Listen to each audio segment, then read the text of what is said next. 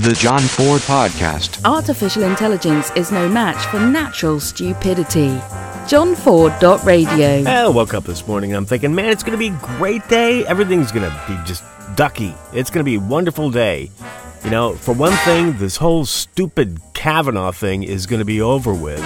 You know, I'm thinking one way or another, the guy's going to get in, he's not going to get in, whatever. We won't have to listen to this anymore, but wouldn't you know it, they're going to drag it out for another week. Yes. Oh, I prefer no. No. Yeah. But I must admit, it's kind of good theater. You know, if you could call boring old men and women in the Senate entertaining. Not really, but it's just such a bizarre circus menagerie of just insanity. Yeah, here's the thing. Nobody wants to, with the stupid Kavanaugh hearing. Here's the thing with this stupid Kavanaugh hearing. I don't particularly like politics, you know, just to get that out.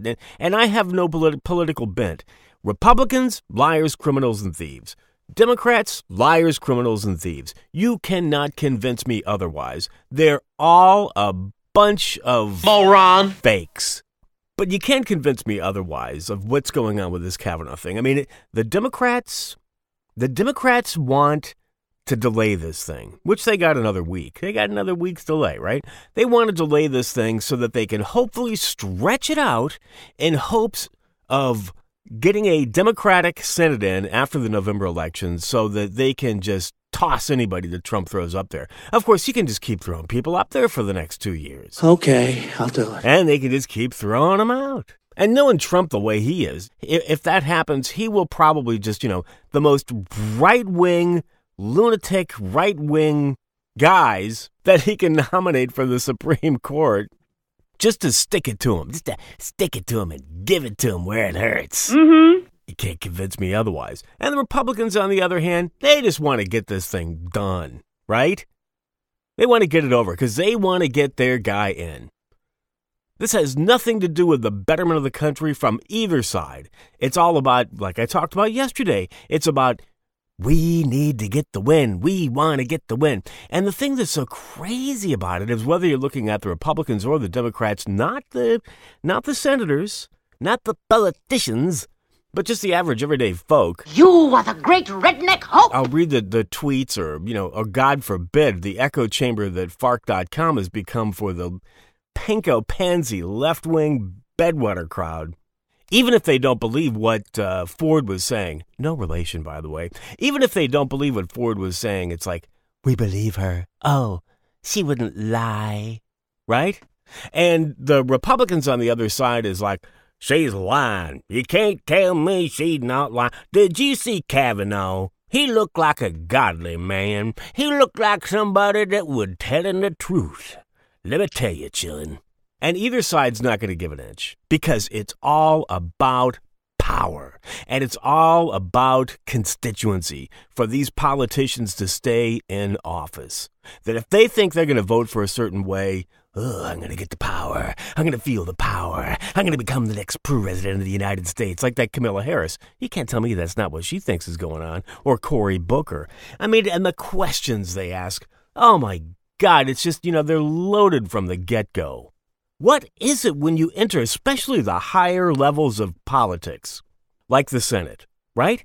What is it that just, do you take a pill at some point in your life so that you just ooze lies? You just ooze rhetoric. You just ooze crap so that your side can win, so that you can get votes, so that you can get the money from the political action committee, so that you can become all powerful. Because that's what it seems like to me. Nobody cares about the truth. And if Kavanaugh didn't do this, I agree with some of those Republican types. If he didn't do this, it's one of the most despicable things ever. And the whole thing is just politics. It's all politicized. Nobody cares about the truth. Nobody cares about this Ford woman. And these screeching women. Oh my God, what if it happened to you? Oh, think about your daughters? Well, think about your sons? What if somebody had falsely accused your sons? But you know what? Men don't matter. Don't get me off on that tirade. I will be so glad when this thing is over. and it can't come too soon. And it seems to me you're getting real good at spewing that crap out onto the airwaves. Okay, so just one more thought on this Kavanaugh thing. Here's the unintended consequences. I think this is going to be what the unintended consequences of this is going to end up being.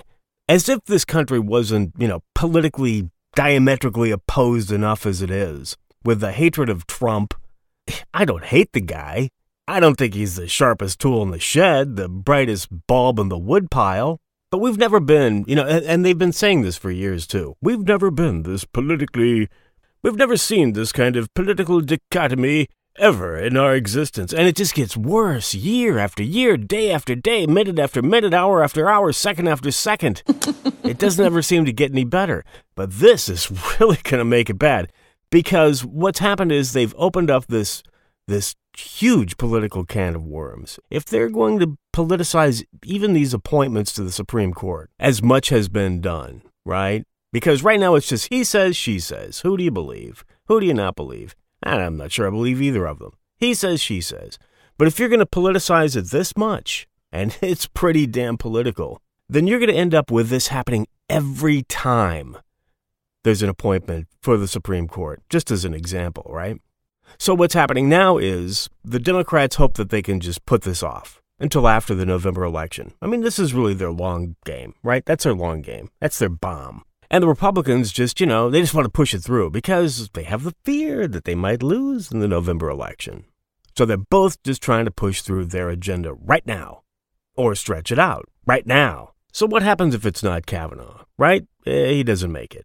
So Trump puts somebody else in, and then the Democrats delay it until after the elections, and then the Democrats get in. So then Trump appoints somebody else, and then for the next 2 years, they kick it back. They kick it back. They kick it back.